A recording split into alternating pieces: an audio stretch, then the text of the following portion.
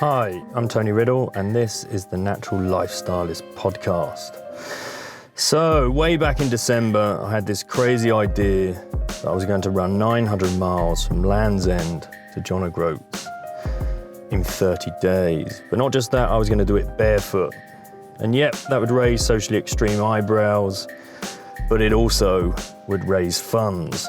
So with that socially extreme eyebrow, it created a platform. It gave me an opportunity to raise awareness and funds for environmental charities and collaborate with leading experts to raise awareness and money for 6 organisations fighting the top sustainability issues of our time. I knew, of course, that running barefoot would raise those eyebrows, and with those eyebrows, I'd be able to provide a platform, a perfect platform, to highlight the importance of connecting with our environment and those all-important key sustainability issues of our time. So I had the pleasure of visiting Surfers Against Sewage and getting behind the mic with Hugo Tagholm. Hugo is the CEO of Surfers Against Sewage, one of the charities I have chosen to fundraise for. We discussed sustainability and how this small but powerful organisation are making waves and are becoming a leading voice to help shift legislation. Hugo is an inspirational guy who speaks with passion and integrity and seeks to make this world a cleaner place. So I hope you enjoy the conversation as much as I did. Adios. Ready to go. Hugo. Ready to go with Hugo. Yeah. Thanks, man. Thanks for coming on board. It's a part of this 30-30 challenge. If running wasn't enough, I wanted to sit down and have conversations with people about sustainability and the great work they're doing, because I'm not the expert here. I might be an expert at barefoot running, but I'm certainly not an expert with sustainability. I'm growing. Yeah. You know, I'm probably I class myself as a bit of a hypocrite, you know, in recovery now. Going by where I stand, really, things have really changed for us, and there's so much highlighted for us at this stage. How long have you been? How long have you been here now? Well, first of all, thank you for bringing us into it, making us part of the 30 by 30, and we're really stoked to have you come by and to be part of your epic journey. It's an amazing endeavour you're undertaking. You're a much braver man than I am, and probably fitter, no doubt, too. But yeah, I've been, SS has been going, almost 30 years now. And I've sort of first fell in love with the organisation back in 1991, the year after it was founded, as a young sort of surfer, an environmentalist. I've always been passionate about the environment and nature generally. I saw this sort of rebellious, slightly anti-establishment, punky organisation that really appealed to me. Big issue back then was sewage, hence the name. And that's when I first got involved at a little surf competition up the coast from here in Polseth.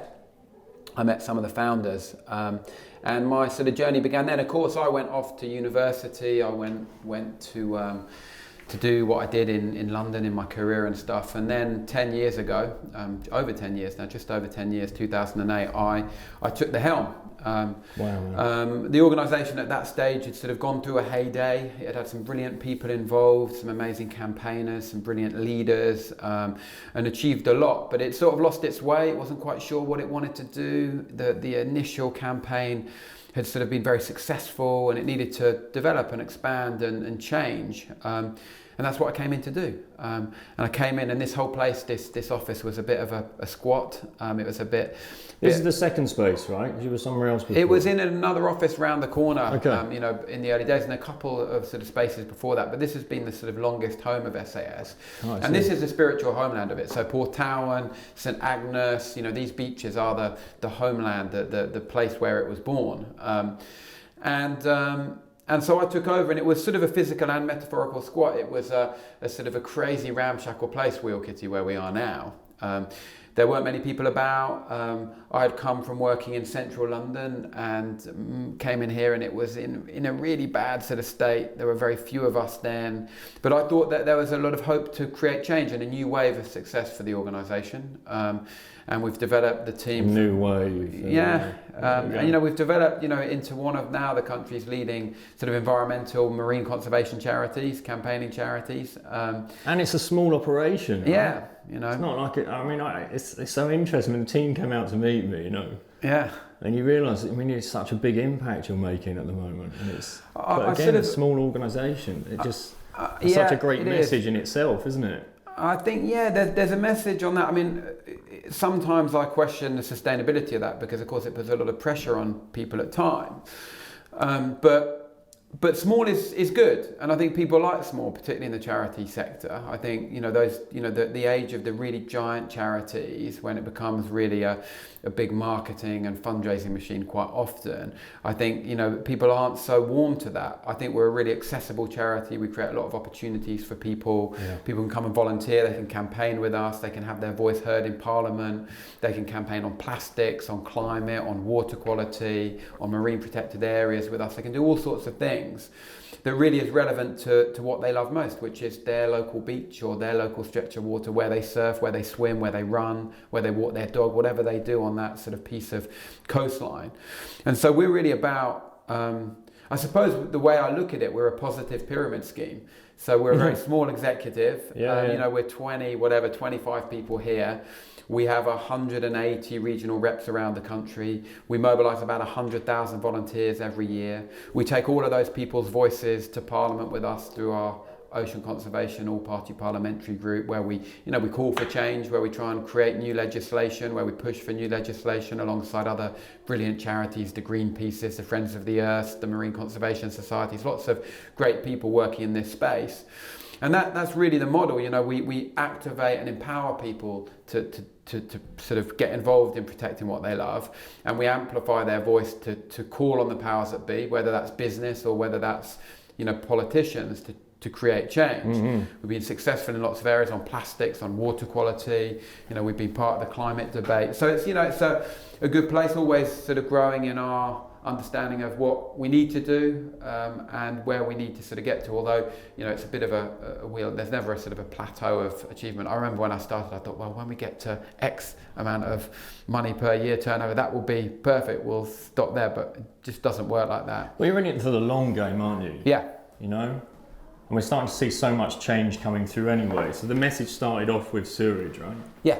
From what I understand, so that was 1990. Right? 1990, May 1990, May the 10th, 1990 is when yes, because that's incredible. Because I was explaining to the guys downstairs that I pretty much came here, I'd say from the age of 4 up until I think 16. Every year, that's where we did our holidays in Cornwall. Yeah.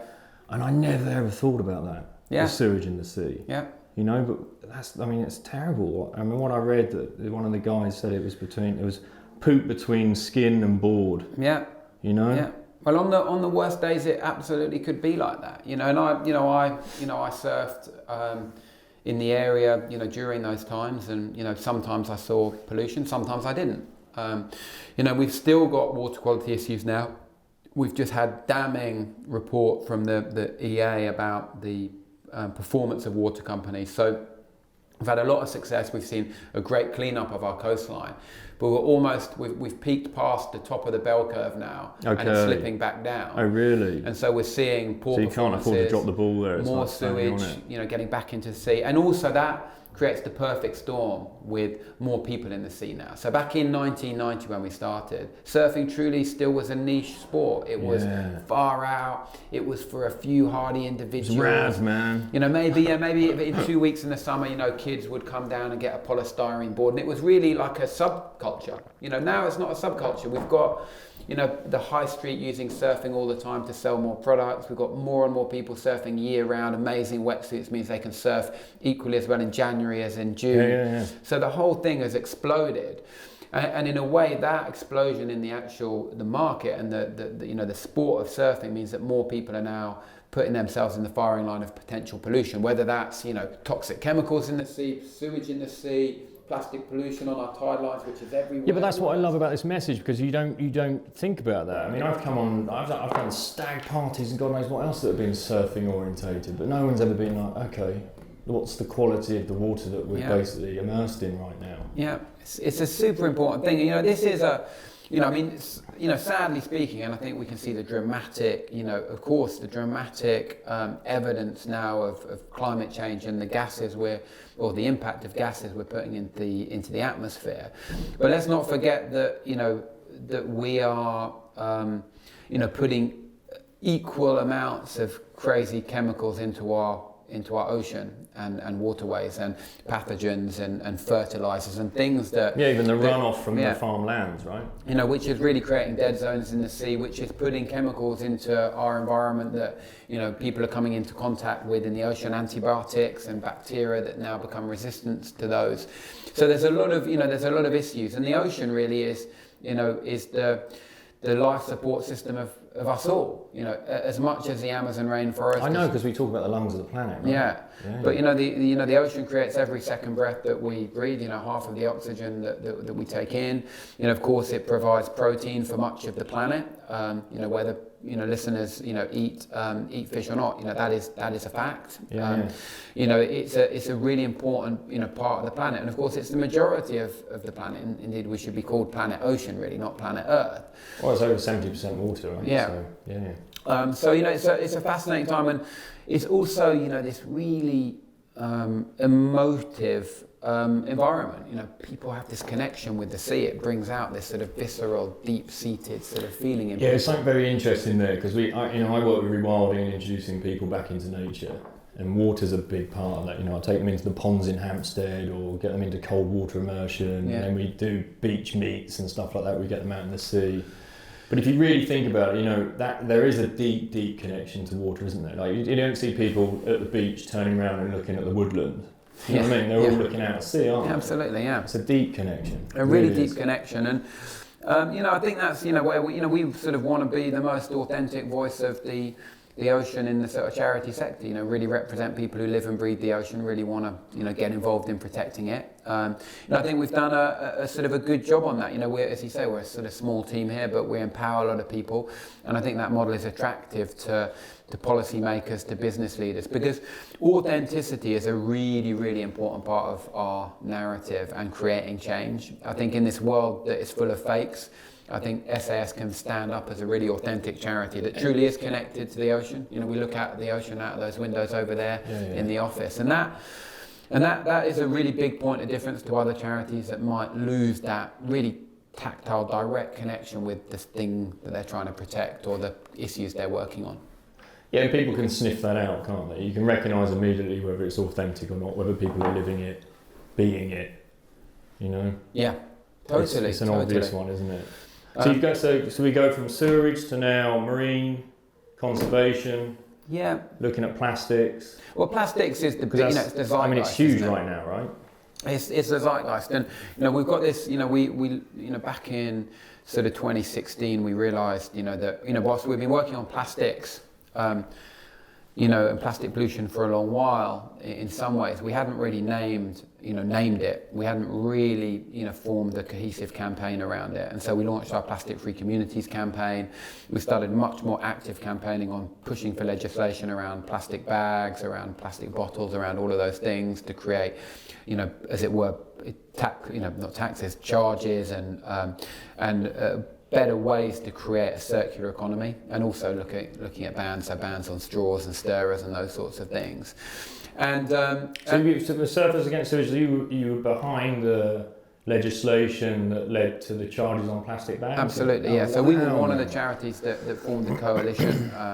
A lot, we worked with 4 or 5 big charities on that, and of course, everyone at the time thought, 5 pence, what's that going to do to plastic bag circulation? But indeed, it reduced it by over 80%, billions fewer bags in the environment. That's so good to hear, man, because I was one of those voices. I was like, where does that 5p go? What impact's going to have? People are still going to do the same thing, and I think as that small change over time, though, and because we've become more aware of plastic. Yeah. I guess that's just going to grow and grow and grow more, isn't it? Because we never take plastic bags shopping anymore. Yeah. It's just not, you know. It started off, we used to take the plastic bags we had to go shopping. Now it's like, okay, we have cloth bags that we take, you know. Well, it's sort of interesting, isn't it? I mean, I think there's a lot of spillover effect too. So these things become inspirational to people. And, you know, things that we accepted, you know, back in the day as the right thing to do, you know, and we now look at as the wrong thing to do. I mean, let's look at a controversial sort of marine conservation topic that, you know, lots of people sort of feel very passionate about, which is whaling. You know, you know, however long ago, you know, 150 years ago, whatever it was, everyone used whale products, and it was just an accepted thing. It was like, this is the norm. This is what we're going to do. We'll light our street lamps with it. We'll put it in products. We'll eat it. We'll do whatever. Of course, now society goes, no, what's completely wrong. It shouldn't happen now. Of course, there are certain countries that are still normalising that. However, it was completely part of society, and at the moment, the normal thing is oil. Everything we do is fueled by oil or made from oil. And that's normal. I mean, in 50 years, in 100 years, will we look back the same way that we look on whaling now and go, oh my God, petrol stations, and oh my God, you know, but you know, things made of this material that was buried in the ground, you know, millennia ago. And there's nothing like becoming a parent to highlight all that. Oh, absolutely. I'm looking forward to the conversation, especially my youngest. You know, you've got a new one coming into the world. So that'd be a 3-year-old and a 1-year-old in so many years having that conversation. Yeah. There's that Peter Kahn's term of environmental generational amnesia. Yeah. You know, because it's every year even that we're born into the change that's around, you know. Yeah, and there's a new accepted baseline. Exactly, that's what I mean. That's what it comes to. What's normalised, right? Which is, you know, it's sort of terrifying. I mean, you know, there is a lot of doom and gloom out there. We've got some pretty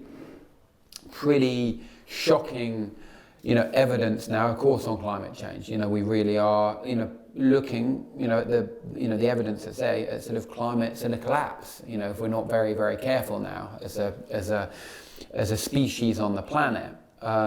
You know, we're looking at, you know, only a very small amount of actual nature surviving and thriving. I mean, what is the statistic that, you know, out of all of the animals on the planet, you know, there's only like 10% they're actually wild animals. 90% is either humans. 60% of wildlife's been wiped out in the last 50 years. So that's half a human life if you go by the blue zones of 100 years. Right? Yeah.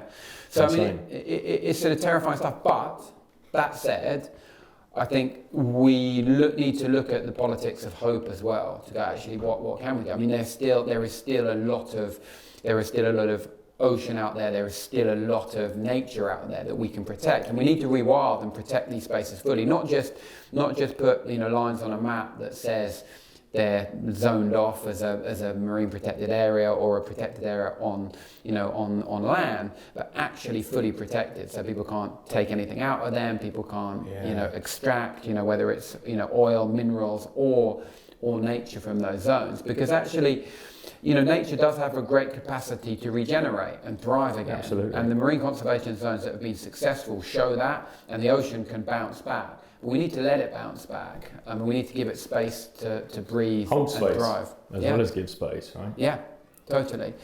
So, you know, we need to look at, you know, I mean, ultimately it will come down to how much space do we really need to rewild and sort of save, and how much can that then keep, you know, population functioning properly on the planet? As the population's growing. Yeah. Because even if we go back to, this started out in 1990 to where we are now, think of the population growth in that period of time, that you're recognising by more and more people in the sea, of course. Yeah. You know?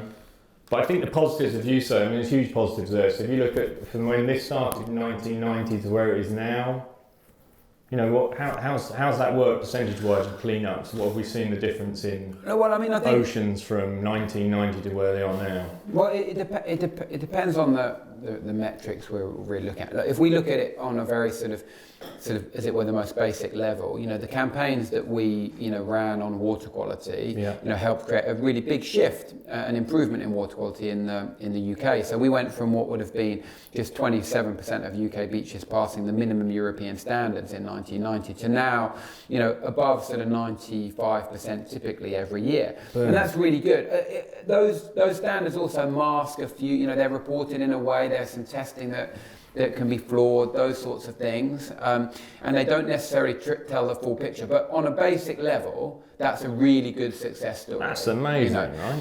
And that really came about through strong legislation. It wasn't just business going, we shouldn't be putting sewage in the sea anymore. What happened is some people who were much cleverer than I am wrote some new legislation in Brussels that then got put into UK law that said the water companies had to make this investment by these dates. And that's what happened. And SS were part of that journey. We weren't the only part of that journey, but we were part of that journey. And so it shows what good legislation can do. Because, sadly speaking, unless we're really forced to do things through legislation, we won't do them. The companies will find a way to avoid it if they possibly can, particularly if it costs them money. Yeah. And mainly if it costs them money. Well, because they're not looking at the bigger picture, unfortunately, are they? It's just that small, that growth. Well, really, they're looking at paying their shareholders a dividend that the shareholders It's the wrong expect. end of growth, isn't it? Yeah, and it's sad because, what we can't, what we need to grow is nature around us and truly grow it, not use some sort of, as it were, council strategy that says they're growing nature without actually growing it. By putting up a few, a couple of bee boxes when they build a new housing estate. Yeah. And what we really need to do is really grow nature and find out, where we're going to really protect for the future. And that's what's going to keep our kids, thriving on the planet, by actually having the trees and the clean ocean and the clean streams and rivers and grasslands and all of the flora and fauna that go with that actually functioning as a system, because all of those things function together. I'm not a scientist, but it's well versed. This is an ecosystem that works together. All of these things we need to protect are codependent. We don't just need to protect the elephants or the rhinos or the bees. There's lots of things. It's about big scale protection of nature is what we need to do. Yeah, and it starts with me. I always think it's about reconnecting humans to that. Then we can fall back in love with it. Yep. Then we can understand the system, and then eventually we understand, we are that system. Yep. That's the point, right? Absolutely. Absolutely. Especially mental health issues and everything else we're facing. It's a pure disconnect, I see it, from nature. We have the nature's deficit disorder thing. Yeah, well, I only see it through the prism of friends and family. But there's no doubt a mental health crisis. Other professionals I talk to, talk about the crisis within their workforces of how many people are ill and suffering.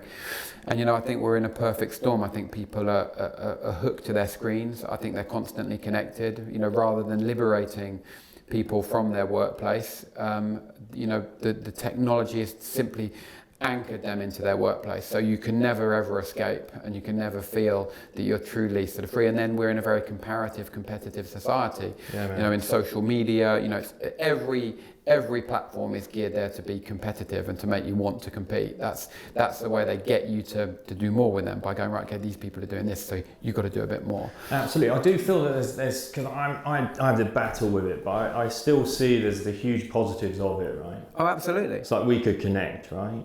I found Surfers Against Sewage, then I found, my interviews all the way along, it's all being organised all through social media. Yeah. And then there's stuff that we can be putting out. I guess it has to have that positive lens of what it is we're putting out again into the world. Yep. For people to, again, then they can reconnect and rewild through that. Which seems nuts using technology to reconnect and rewild, but it can, it's got to be possible, right? It's the sort of, it's sort of paradoxical, isn't it? Really? Absolutely. And I agree with you, but I'd look at it. Maybe it's it's a bad example. There's foods that people shouldn't eat too much of that are delicious and brilliant, and can be good in the right sort of doses, and I think the same applies to social media. I mean, people are just too hooked on it, and it's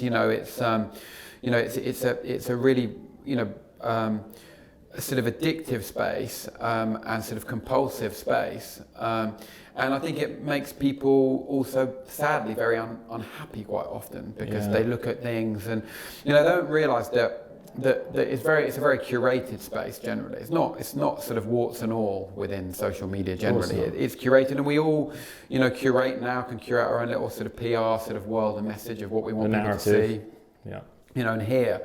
And so that tends to make other people feel bad, because I think people are constantly doing something sort of amazing, or they might be constantly looking great or feeling great or never have got any problems. And actually, it's a fake, because we've all got those things, and we've all got issues and problems and dilemmas, and days we feel bad, and days we don't perform well, and days we don't do anything interesting, and days we're sat on our sofa. Not my middle 10 miles today. Yeah. My purgatory. Yeah. In that space. Exactly. We need to blog more about that, right? Yeah. Well, it's that, and I mean, you're doing an incredible challenge, and I think it's great for people to hear, and I think to push people into a space where I think people sort of understand challenge and success in their own context, not compared to other people. For me, running 10k and then swimming a k is like that's a big day of sport. That's a big day of sport for me. I couldn't do the back-to-back runs you're doing barefoot across the country, but that's my own my own accomplishment, and I base it on what makes me feel sort of good, and I know how to achieve that. I sometimes look at it with surfing, because surfing's a very, very macho sport, and it can be pretty wearing how much machismo and actually sexism there often is within surfing. Yeah. And actually I look at it, there's guys surfing, 30-foot waves, and I'm never going to surf a 30-foot wave. I'm not going to surf a 13-foot wave. My comfort zone is probably up to about, 6 foot, on a good day. And that's where I like to surf. But does that make my experience any less valid than the person who's surfing the 30-foot wave? No, because that's what I want to do. That's what makes me feel good. That's the space I want to operate in. Absolutely, man. I relate this to doing ice baths. Yeah. So getting in an ice bath, I always say there's a PB, but it's not a personal best even. It's being present. It's your profound best in that moment. So some days I get in there, it might be 3 minutes. Other days I get in there, it's 10 minutes. Yeah. But then there's other stuff that's happened before the 3 minutes and other stuff that's happened before the 10 minutes. They're always just profound best. They're always just present best. No, I like that. Because there's so many variables around any day that you're performing in anything, whether it's at work, with your family, as a dad, as a brother, as a kid, whatever you're doing.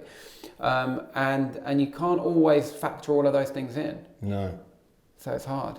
Yeah. But yeah, I think, fundamentally, I suppose we talked about nature deficit disorder, and I think that we know the benefits of sort of going in the water or going out into nature, and that's one of the things we're really striving to sort of keep with this organisation. It truly is about that powerful connection, inspiring and motivating.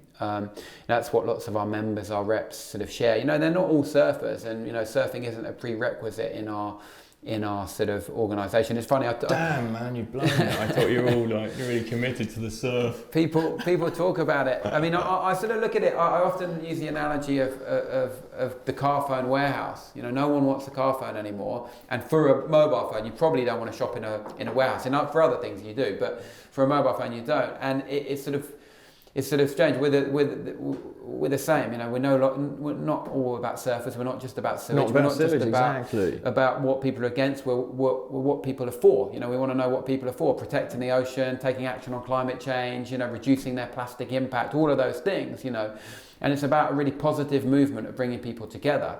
And that movement of volunteering, whether it's beach cleans, plastic-free communities, regional reps, campaigners on the ground, all of that voice connects in to try and push for change. It's not about, each individual action is good, but we're never going to solve the world just through voluntary measures of individual action. That's going to be a hardcore of people, but that hardcore of people can actually push on the powers that be to say we need change. We need bans on straws and stirrers we've got. We need the plastic bag charge. We need more action on sewage. We need more action on climate. And those people can carry on uniting until the legislators legislate to protect the planet in the way it needs to be protected. And that's really the goal. The campaign aims right up there in Parliament or in the European Parliament or globally for all campaigners to push their governments to actually create the systems that we can live in much more sustainably. Because unless the system we're living in is sustainable, like we're all just trapped, we're all just part of it. So the economic system, we're all trapped in it in some way. The plastic system we're trapped in, the carbon system we're trapped in.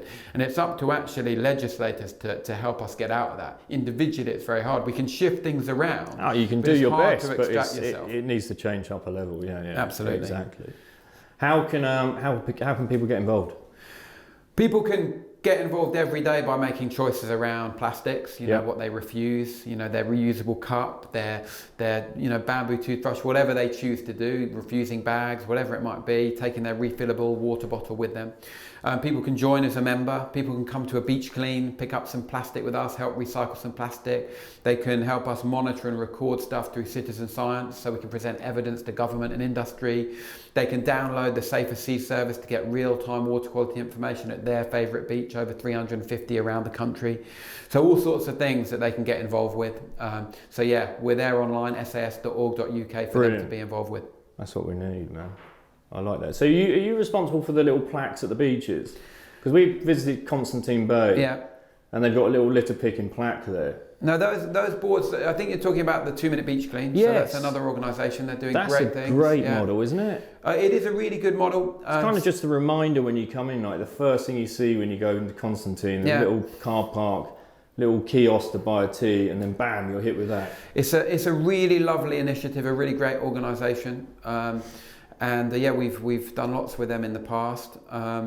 And every piece of plastic that we pick up from the beach, every piece that we remove is a real victory. I think the key, as I say, within all of these groups is not to assign the blame to the individual. No. So the whole littering per se, back in, I think it was the 50s, Keep America Beautiful brought together an ad campaign with Burst and Marstella to make plastic pollution and packaging pollution a thing that was the responsibility of individuals by saying pollution starts with the individual and it ends with the individual.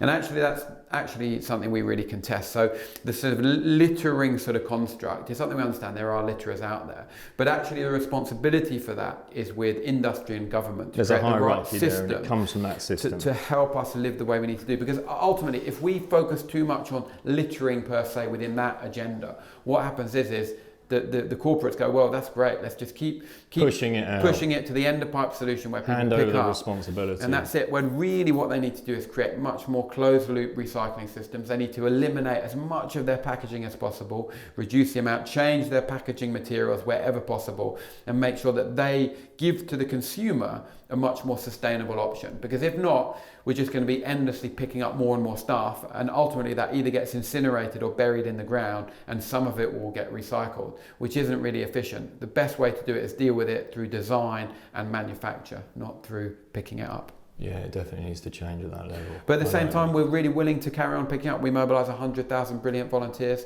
They pick up plastic from the beach. They monitor what plastics we're finding. They hold the big brands to account for the plastics they're putting into our system. And that's why they're so important. It brings the community together to say, not that we're going to clean up forever, but to say we've had enough and we need change to happen now. And how can the individual and the collective move towards changing legislation? So, what we do is, we will bring together, so for example, we did the biggest brand audit in the UK of brands we were finding at the beach. No surprise, this sort of top 10, Coca-Cola's, Pepsi-Cola's, McDonald's, those sorts of big brands. And we did a huge survey with our volunteers. That data then fed into the government's consultation on extended producer responsibility to hold the companies to account with the polluter pays principle. It fed into government consultations on deposit return systems. So you can see that actually that piece of trash that you pick up from the beach, that piece of plastic pollution, actually can then influence the powers that be to create change. And that's what we're there to do. that's what we're there to do. I like that. So yeah. Yeah, man. So it's good, and I want to make sure that the beaches that we have around here, the beautiful beaches, Perranporth, St Agnes, Chapelporth, all of the beaches around Cornwall and the country and around the world can be protected for future generations. The beach is, as Jacques Cousteau said, the great unifier of people. It's a place that, you're sort of, stripped of sort of everything really. You're sort of all equal on the beach and in the ocean, and so it's an amazing place that sort of takes away this sort of hierarchical, this very competitive society, and just brings people together. So it's a really, really beneficial, positive space, healthy, active space for young people and for the future, hopefully. Let's try and keep it that way. Absolutely. I think that's a good place to finish, man. Yeah. I like that. Good. Thanks, Hugo. Well, thank you very much. Thanks. It's been a pleasure to talk to you. Man. It's been beautiful. Yeah. It's been good. Man. So you got 10 more miles to run? Yeah, straight from here. So James gave me a lift back to where I just finished off. Yep. And then 10 miles, and then back home. So what sort of pace are you doing? Remind me. Depends, man. I shot off a bit quick yesterday morning. Yeah. I think I probably 8:35. Yeah. Minute miles. Yeah. And then the second leg again was a bit slower. And then the third leg in was breezing again. Yeah. So at the moment, like today, I think I've just gone. I think it's like 10:35. Yeah. Minute miles. Okay. Not really, just just ticking over. Yeah. Got to do it, and then it just keeps me, I can keep relaxed. I'm working with a lot of nasal breathing, so nasal breathing helps just really just tune in. So it's a form, almost going to like states of meditation, I'd say. Yeah. And I'm bringing chanting in now, and the chanting's like quite interesting. Okay. Like what it opens up. And then suddenly I'm like, right, I think I better stop that now, just in case I can't. I love it. I love it. I love it. Yeah, so just 10 miles to go. And from where to, is that 10 miles now? Where am I running, James? Where have I got next? James is behind the lens, look. From somewhere in Cornwall. I'm going to put him on the spot now. Hold on, I'll do it here, look. Power of tech, let's have a look. I should know my route, right? Wow. Drop boxing, here we go. We just finished in Lannevet. Yeah. Yeah, so we're going to go Lannevet to Temple. Okay. Nice. Yeah. I think it's 9.7 miles. Okay. Yeah, man. Good. So a little chipping away at the 10 there. And then food and a good night's rest. Might actually do a swim. Okay. Because we're not far. We're in St Mirren, so we're not far from Constantine Bay. Actually, it's really close. Beautiful. It's either that or head to Padstow, have a little walk around. Yeah. Nice. Childhood memories of Padstow. Yeah. It's nice to reignite. Beautiful place. Yeah. Yeah, man. And I think the crowds have sort of thinned out now, so it should be really nice now. Yeah. It's a busy place in midsummer. It is. Rick Stein's banging over there, isn't he? Absolutely, yeah. Man, he's doing well. He's got the place sewn up. I think they called it Pad Stein at one point. I think they still do, yeah. Okay, man. Good, brilliant. thank you, yeah. Awesome. Yeah, Thanks, thank man. you.